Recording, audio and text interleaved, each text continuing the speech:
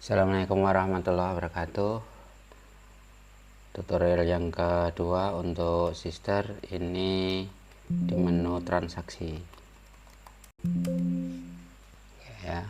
Ini menu transaksi, ada pembelian, mutasi, adjustment stok, penjualan, dan keuangan.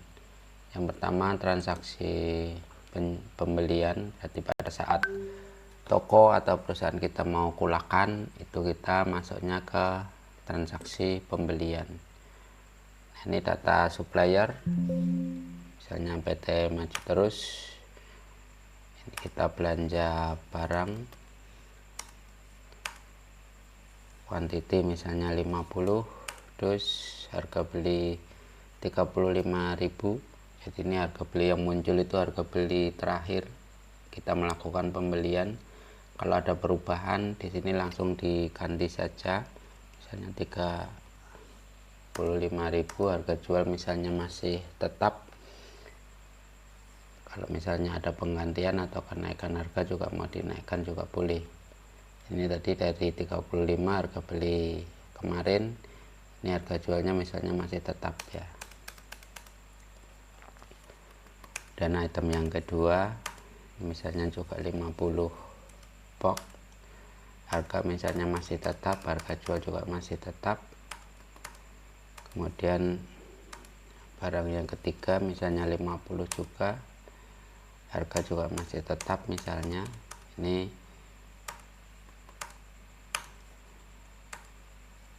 diskon juga bisa digunakan. Ini ada diskon 1, misalnya ada program dari supplier atau prinsipal, kadang-kadang menerapkan diskon bertingkat, diskon 1, 2, 3, itu bisa dimasukkan juga. Kemudian untuk mengakhiri transaksi pembelian itu di kolom nama barang, kalau misalnya kosong ini di enter, berarti diasumsikan sama sistem atau sister itu item pembelian sudah selesai dimasukkan. Kemudian diskon itu kalau misalnya ada bisa dimasukkan, diskon bawah, PPN juga boleh misalnya. Nah ini PPN misalnya tidak ada ya 0 saja. Kemudian neto, nah ini bayar, ini bisa juga menerapkan sistem pembelian kredit. Misalnya kita kasih DP 1 juta, nah kayak gini. Nah, ini berarti dia akan masuk ke jenis pembeliannya kredit, misalnya dikasih jangka waktu kreditnya 2 minggu atau 14 hari bisa dimasukkan, atau kalau misalnya pembelian cash itu tinggal dinolkan.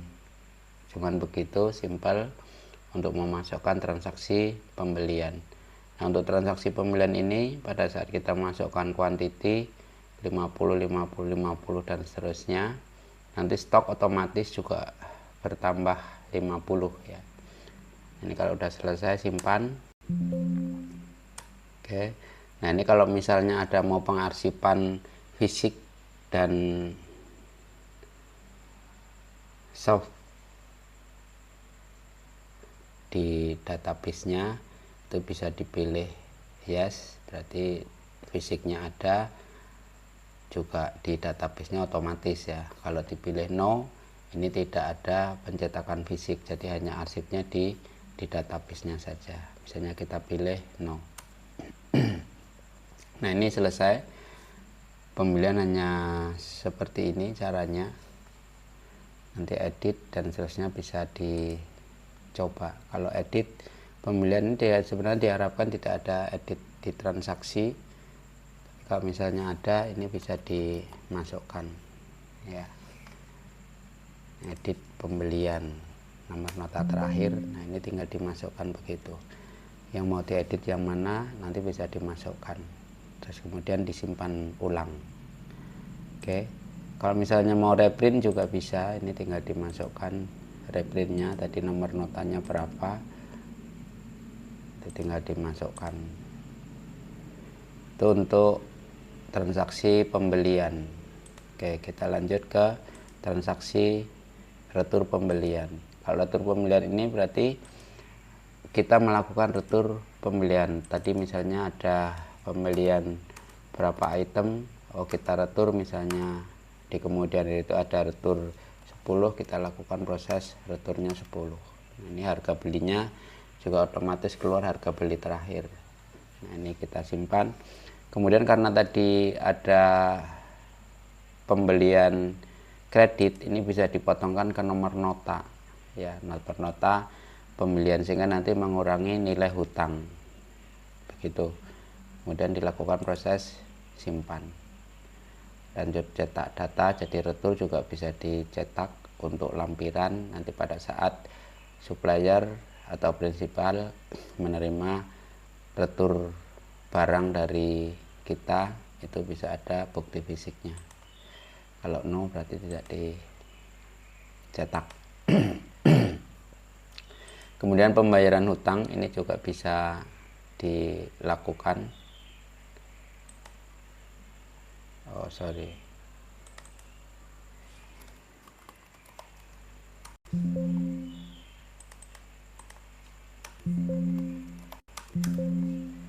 Oke, kita lanjut dulu untuk pembayaran hutang nanti ya. Ini kayaknya ada bug, kita lanjutkan ke penjualan saja dulu ya. Jadi inti di transaksi yang ada di menu sister itu atau di perusahaan dagang toko itu ya beli jual begitu. Beli berarti kulak, jual berarti kita melayani ke pelanggan atau member kita. Nah, ini untuk transaksi penjualan, ini kalau misalnya non member ini langsung di enter saja, maka defaultnya langsung umum ya. Nah, untuk di kode barang, kolom kode barang ini ada 3 kunci. Misalnya kita ngetik angka 3, ini berarti diasumsikan atau diterjemahkan sama sistem itu adalah jumlah. Biasanya ini untuk efisiensi kerja si kasir, jadi memasukkan jumlah dulu, kemudian baru dilakukan scan barcode ya, pakai scanner, atau diketikkan kode barangnya juga bisa. Nah, kalau misalnya tidak ada barcode kayak saya ini, kita simulasi nggak menggunakan barcode dan tidak ada item barangnya, ini kita bisa mencari pakai nama barang ya. Misalnya ada barang jumlahnya ribuan atau puluhan ribu, ini ada proses pencarian.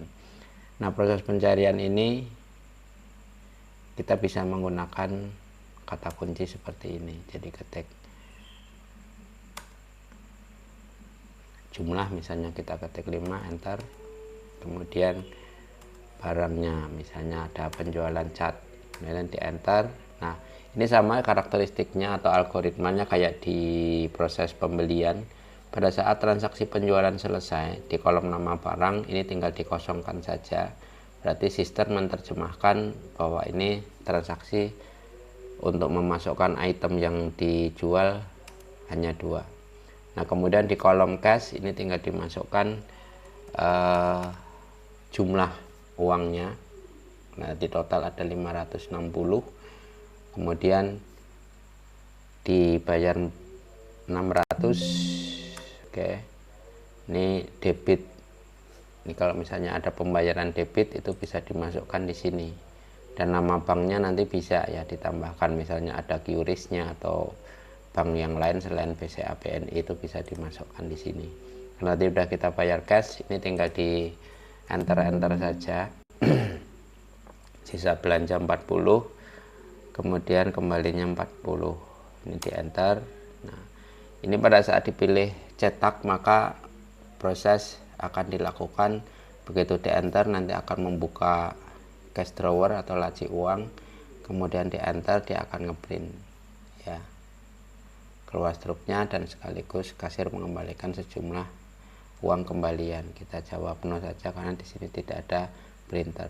Kalau tidak ada printer, ini meskipun dijawab no, ini berarti proses tetap tersimpan. Nah, simple begitu untuk transaksi pembelian.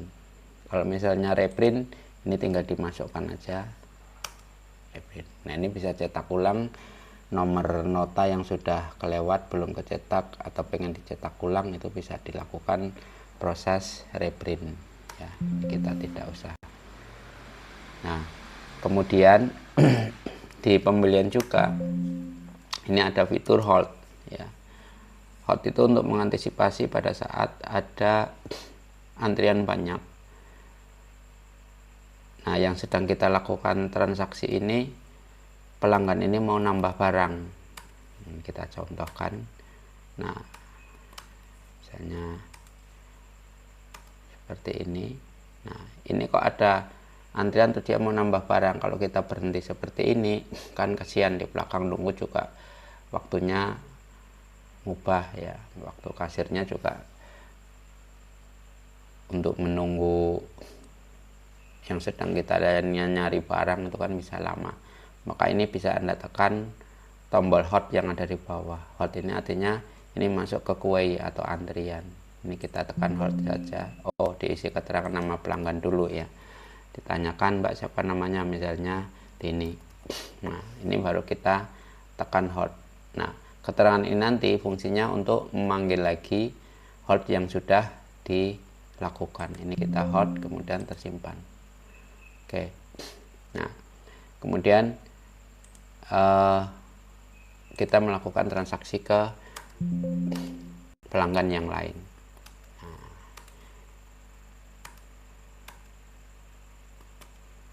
ini pelanggan berikutnya.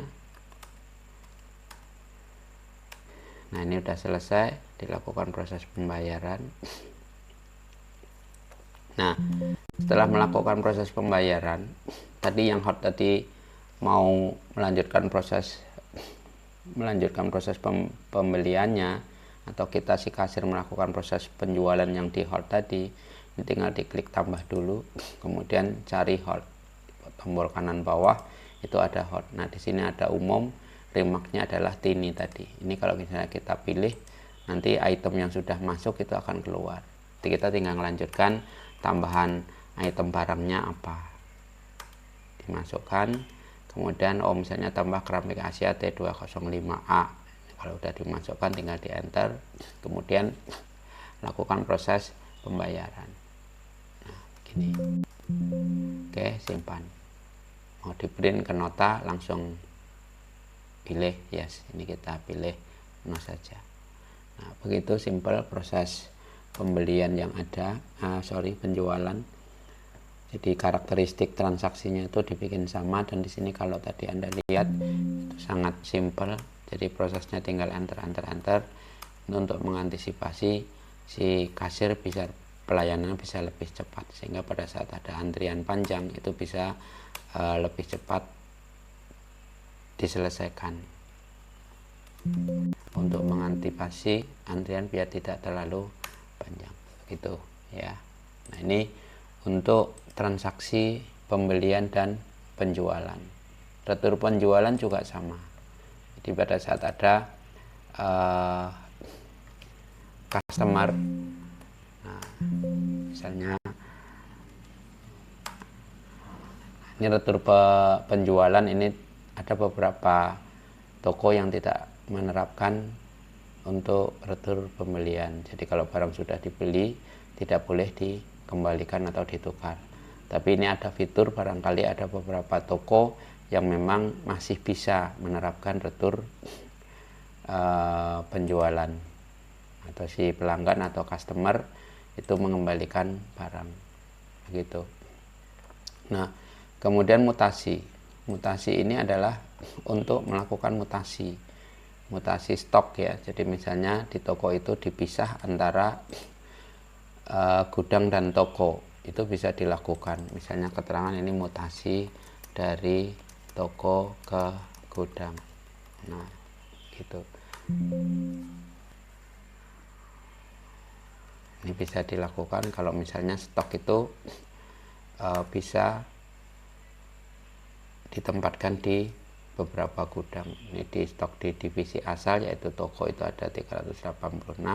Misalnya mau dikirim ke gudang sebanyak 20. Nah, cat misalnya ditaruh di gudang 50 misalnya. Nah, ini biasanya toko yang sudah gede atau ada pemisahan stok, dibedakan antara stok gudang dan toko. Nah, ini kalau udah selesai sama karakteristik transaksinya, di nama barang tinggal dikosongin, kemudian klik atau di enter aja simpan. Jadi tinggal menggunakan enter begitu. Nah, maka stok tadi akan berpindah dari toko ke gudang. Itu mutasi ya. Kalau adjustment stok ini pada saat dilakukan stok opnam ya. Biasanya toko itu secara berkala biasanya melakukan proses SO atau stok opnam. Stok opnam itu kadang-kadang ada yang per triwulan, ada yang 6 bulan, ada yang tahunan. Nah, ini tergantung, nanti terserah perusahaan menerapkan atau toko menerapkan stok opnamnya mau dilakukan tiap berapa bulan sekali. Nah, ini fungsinya untuk controlling stok.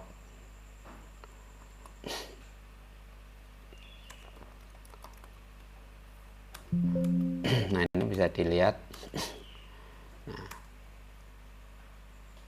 Nah, ini pada saat ngitung di fisik, jadi di komputer itu tertulis 386 stoknya, tapi setelah dihitung di fisik kok ternyata hanya 380. Nah, ini tinggal dimasukkan aja fisiknya, maka selisihnya nanti akan otomatis keluar sebanyak 6 min 6. Terus lagi misalnya cat ini tertulis di komputer itu 91. Nah, ini ternyata setelah dihitung fisik itu 90.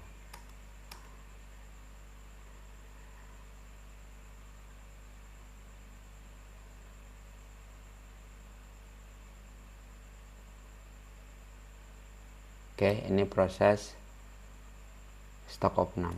Jadi untuk melakukan stok secara berkala atau stok opnam secara berkala untuk monitoring kontrol terhadap stok. Jadi seperti itu untuk adjustment stok. Nah, ini untuk konsinyasi. Ini konsinyasi beda. Kalau konsinyasi itu untuk toko-toko yang ada titipan ya. Ada yang titip ini biasanya aksesoris atau roti-roti atau home industry. Itu kadang-kadang ada yang masih toko atau swalayan itu menerima titipan dari beberapa home industry atau supplier kecil. Itu biasanya kerajinan atau aksesoris, roti, kue, dan lain-lain. Nah, pada saat konsinyasi ini di nomor adjustnya itu tinggal dituliskan konsinyasi, maka nanti akan secara otomatis dia akan membentuk nomor. Misalnya ini titipan dari Syukur misalnya ya. Ini kebetulan yang kita gunakan contoh toko besi, jadi ini misalnya sapu lidi, ini bentuk home industry ya. Nah, ini juga bisa diakomodir ke home industry yang ada di wilayah sekitar. Misalnya ada titip tadi ada 48 stoknya. Ini misalnya kan stok titipan itu kan biasanya titipannya diambil kemudian dimasukkan lagi. Jadi 48 itu diambil kemudian dimasukkan lagi 50 dengan barang-barang yang sudah diganti, misalnya yang hampir kadaluarsa atau hampir jamuran atau udah mendekati expired date, itu bisa ditukar ya, diambil biasanya stok lamanya yang dititipkan kemudian diganti dengan stok yang baru. Nah, ini tinggal begini caranya. Kalau ada lebih dari satu item barang ya tinggal dimasukkan lagi aja gitu. Oke, setelah selesai ini sama karakternya, alurnya, di nama barang dikosongin, maka proses itu akan selesai. Oke, ini disimpan, selesai. Ini proses barang titipan ya, jadi konsinyasi atau barang titipan. Nah, kemudian kalau keuangan apa? Transaksi keuangan ini untuk melakukan pencatatan harian tadi yang sudah kita masukkan di video pertama. Ini misalnya biaya harian, keterangannya misalnya. Nah, apa yang dilakukan? Misalnya kita ngasih uang transport. Nah, diantar. Kalau transport kan berarti kredit ya, keluar. Nilainya berapa? Misalnya 75.000. Nah, kemudian ada biaya apa lagi di hari ini? Nah, misalnya bayar listrik. Nah, ini juga kredit. Nah, misalnya bayar listrik, untuk beli token listrik misalnya 100.000. Jadi sekali lagi biaya-biaya ini untuk membantu sistem di pos ini biar perusahaan atau toko itu tercatat pengeluaran hariannya. Kalau udah selesai sama di nama produk ini tinggal dikosongin, maka kursor akan lari ke button simpan, tinggal diantar saja. Oke, gampang ya. Ini untuk transaksi-transaksi yang ada di Sister. Nanti dicoba-coba, kalau ada masalah atau ada yang tidak sesuai dengan alur sistem, atau misalnya ada perhitungan yang kurang pas, nanti bisa dimasukkan di kolom komentar, nanti akan kita sempurnakan dan kita perbaiki. Kemudian sekalian laporan ya. Untuk laporan ini bisa Anda lihat, ini laporan data customer. Jadi data-data pelanggan kita bisa dilihat dari sini. Gitu. Nah, master, ini ada data supplier, ini juga bisa dilihat. Laporan-laporan supplier kita. Kemudian daftar produk. Nah, seperti itu.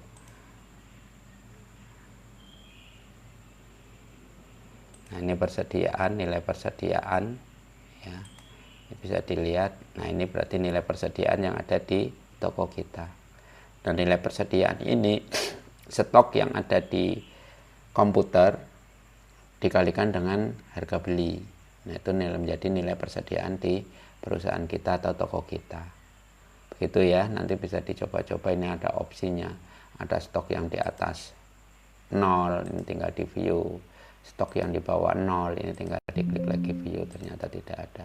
Tapi pada saat nanti berjalan, ini biasanya ada ditemukan stok di atas 0, atau kita pengen mencetak stok-stok yang minus. Nah, itu nanti bisa terjadi pada periode berjalan. Nanti di sini ada urut berdasarkan nama produk, kita pengen urutnya itu ascending apa descending. Nah, ini ada nama produknya dan seterusnya. Ada beberapa opsi, nanti bisa dicoba-coba. Nah, kemudian laporan tadi pembelian, kita coba tadi ada laporan pembelian. Nah, ini tadi yang kita lakukan, pembelian kepada PT atau supplier Maju Terus ya. Nah, ada laporan rekap pembelian, mestinya ada data pembelian, apa saja sih yang dibeli. Nah, itu bisa dilihat. Ternyata nota pembelian C01 sekian sekian 04 itu item barangnya ini. Nilai pembeliannya 7.375.000. Ini laporan pembelian. Kalau laporan penjualan gimana? Sama. Laporan penjualan ini Anda juga bisa melihat satu periode, atau misalnya melihat hari ini dulu. Nah, karena laporan penjualan, maka ini juga bisa dikatakan laporan omset kita. Jadi kita bisa melihat omset penjualan kita hari ini tanggal 24 itu nilai total omset penjualannya berapa, bisa dilihat dari laporan rekap penjualan. Ini ekspor, nanti kalau misalnya mau diekspor ke PDF misalnya, ini bisa dilakukan, dicoba. Nah, begitu.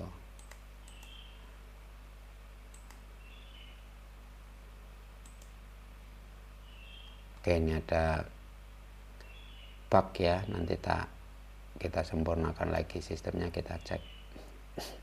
Kita masuk lagi sebelum closing.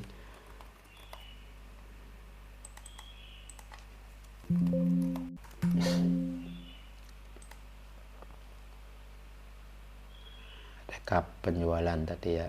Nah, sama kayak di pembelian, ini bisa juga melihat detail penjualannya apa. Bisa dilihat nilainya 1.041.000 omsetnya. Nah, kalau mau ngelihat dari awal bulan berarti tanggal, nah, ini dari tanggal 1 bulan Maret sampai dengan tanggal 24. Kalau mau melihat rekap juga sama, rekap penjualan misalnya kita mau lihat rekap dari tanggal 1 atau 1 bulan, bisa dilihat. Jadi periode reporting ini bisa tinggal dipilih. Kalau dari 3 bulan yang lalu juga tinggal dipilih aja, dari 1 Januari sampai dengan tanggal 24 Maret misalnya, tinggal di view aja. Kalau ada transaksi di tanggal-tanggal atau bulan kemarin, otomatis omsetnya akan muncul di sini semua.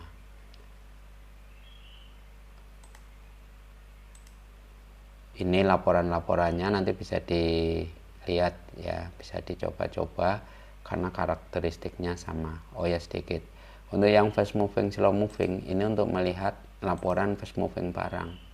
Misalnya kita pengen melihat dalam 1 bulan ini barang yang paling laku apa, nanti peringkatnya akan dari yang paling tinggi ke bawah. Terus misalnya ada berapa ribu item atau berapa puluh ribu item, nanti akan di filter, di sort dari yang tertinggi sampai ke terendah. Itu untuk fast moving dan slow moving. Nah, yang fast moving dan slow moving ini tujuannya nanti untuk menganalisa ya. Jadi bagian back office itu harus beli berapa, stoknya harus minimal berapa, maksimal berapa. Itu nanti kepentingan untuk analisis pada saat salah satunya untuk order ke supplier. Sehingga nanti laporan-laporan atau stok yang di order itu tidak ngendon uangnya kalau kuantiti belanjanya itu disesuaikan dengan porsinya atau sesuai dengan proporsi penjualan. Diestimasi 1 bulan 100 piece atau 100 box atau 100 kaleng ya, belanjanya mungkin 110 atau 120 untuk antisipasi peningkatan omset di bulan berikutnya. Itu bisa dipelajari sambil jalan nanti karakteristiknya, karena masing-masing daerah itu bisa beda-beda dan masing-masing toko itu juga beda-beda. Nah, untuk laba rugi ini juga bisa Anda lihat di laporan 2. Ini tinggal diklik laba rugi. Kita pengen lihat laba rugi dari awal bulan, tinggal diklik aja. Maka nanti akan muncul di sini harga jualnya berapa, total penjualannya berapa. Misalnya di situ 1.500.000, kemudian nilai pembeliannya atau harga pokoknya 1.187.000, maka labanya adalah Rp329.000. Ini laba bruto ya, harga jual dikurangi harga beli, begitu. Kalau mau melihat hari ini keuntungannya berapa ya tinggal dilihat aja periodenya, maka kita bisa melihat keuntungan pada hari ini. Nah, ini juga bisa digunakan menghitung laba bruto dari perusahaan atau toko yang menggunakan aplikasi ini. Mungkin seperti itu. Nanti laporan-laporan yang lain itu bisa dicoba-coba karena karakteristiknya sama ya. Oh ya, satu lagi, ini untuk menentukan otoritas ya. Oh ya, bantuan nanti kita buat video yang ketiga. Berarti ini video kedua, ini untuk transaksi, nanti bisa dicoba-coba. Nah, untuk yang video ketiga nanti kita ngulas sedikit lagi tentang laporan, kemudian nanti masuk ke bantuan. Demikian, mudah-mudahan ada manfaatnya. Terima kasih. Assalamualaikum warahmatullahi wabarakatuh.